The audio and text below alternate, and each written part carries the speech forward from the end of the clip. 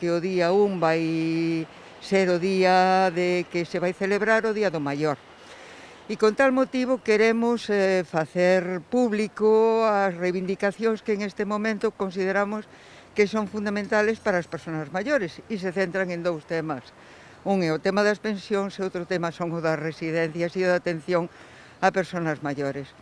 Por empezar por este último tema, decir que a pandemia puxo en evidencia o mal atendidas, o mal solucionado que está o tema da atención das persoas maiores cando están en situación de dependencia ou mesmo en aqueles casos que sin estar en situación de dependencia teñen que recurrir a unha residencia sociosanitaria.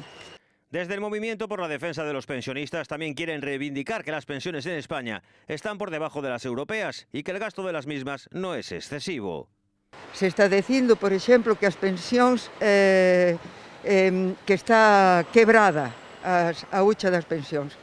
É certo que non que está xustita de cartos, pero por un motivo, non é por causa das pensións. E iso non se di, é porque se está utilizando a Caixa das Pensións para pagar outro tipo de recursos que non son estrictamente pensións, polo tanto, non é certo que as pensións estean quebradas.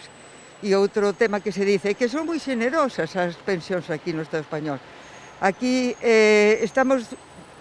se a Unión Europea dedica un 12% do seu PIB a pagar pensións, aquí no Estado español só se dedica un 10%.